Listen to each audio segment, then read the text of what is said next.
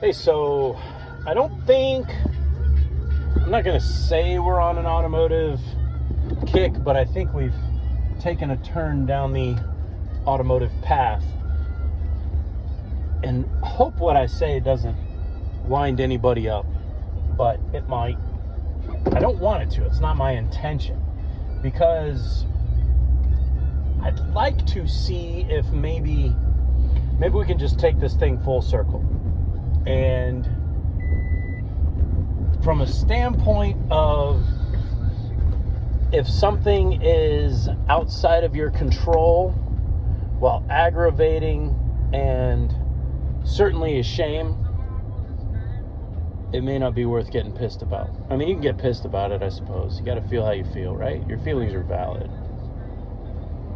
But I have seen a potential future. I don't talk about work much with y'all, like my workaday work on the automotive side, but in this case, I'm going to make an exception, because I had an extraordinary thing happen.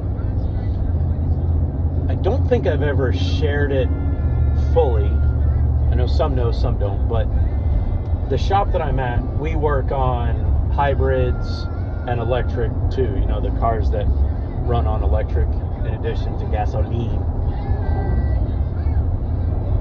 So recently I had one with what can only be described as a catastrophic failure. It had both a malfunction of the battery array as well as a problem with, it's called something different, but for the sake of simplicity, I'm going to call it the transmission, the transaxle unit. It was a problem with the front drive coupler that allows it to overrun and operate correctly. But anyway, between replacing those two units,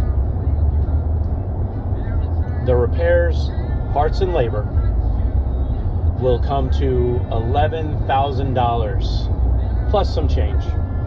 Let's say it's $11,500 for the sake of argument. It's close to $11,000. The person just purchased this vehicle. It was a 2014 Ford Fusion Hybrid with 150,000 miles. He had just purchased it for $6,000. And then here it is right around the corner, requiring $11,000 worth of repairs. Here is the kicker. While the battery system that I have priced for you is new, that transaxle, that transmission assembly, was actually a junkyard one with 100,000 miles. Now, I did something a while back. It was like either 06 or 07. I happened to have been working at a Chevrolet dealership during the Cash for Clunkers campaign, where more or less people were bringing in any old trade, and Uncle Sam would kick in money for any trade whatsoever. They had a specific hit list of vehicles, and then the government would supplement your down payment on the trade-in for a new vehicle. Chevy did it, Ford did it, Dodge did it, they all did it. Now here's the thing about it. Normally, when you're at the dealership and you take a trade-in, the vehicle has some options of what's going to happen. If it's in beautiful shape, if it's relatively new, it gets refurbished, you know, maintenance is sometimes performed, repairs are certainly performed, and then it goes out on the line after detailing to be resold at a retail price. Sometimes it's in okay condition and it simply goes to wholesale, where it goes to auction and they get as much as they can for it without any fuss, no muss. And the third option is it goes to the junkyard, where the individual components are recycled and repurchased, just like that transaxle I was telling you about in that Ford Fusion. Remember that, the $11,000 job? But Cash for Clunkers was different. When we took these vehicles in, we had to put a silicate agent in the engine oil and actually blow up the engines and blow up the transmissions. And all of these vehicles had to be sent for destruction and raw material recycling. Now, where this is a big deal, this means that 1998 Ford Explorer with a 5.0 V8 didn't get to go to the junkyard. So any that are left there, if they stop making the parts for it, there's no longer support to repair these vehicles. It's obliterated. Now, here's the short-sighted problem with all this. And this is why new cars are actually bullshit. And I know this from just years of experience, years of working on the vehicles when they're brand new, hot off the assembly line. And the same vehicle now, I've had the opportunity to see what it looks like 20 years later from when I started. Oh shit, now that I think about it, 30 years later from when I started. Damn, time flies. So,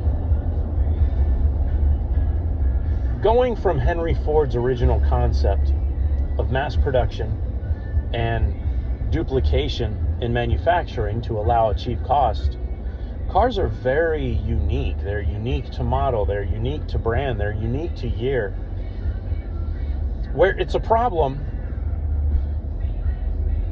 and I didn't really make the connection until somewhat recently, they're designed by these PhD engineers, not even like bachelor's degree engineers. I mean, these people are, for all intents and purposes, book brilliant and highly educated. And they need to be, because each one of these vehicles has like this raw, from the ground up design. Where that's a mistake is, does that PhD that you just got in the last 15 years, does that make you more brilliant than the engineers that have been working on this thing and compounding on each other's work for the last 200? What's wrong with the wheel bearing in a 1963 Ford Galaxy? Not a damn thing. But yet we have these different systems. They're modular and built to be produced by either robots or slaves. It comes to a pretty ugly conclusion. And it's not a conclusion that's limited to cars and trucks. My Polaris is going to be 24 years old next year. Starts every time I turn the key.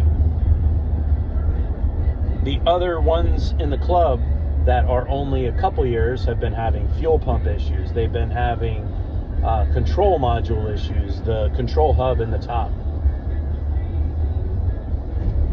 I think this thing can come full circle, but if you guys have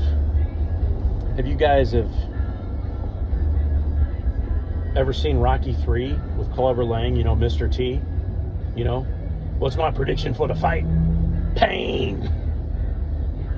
Anyway, it's coming.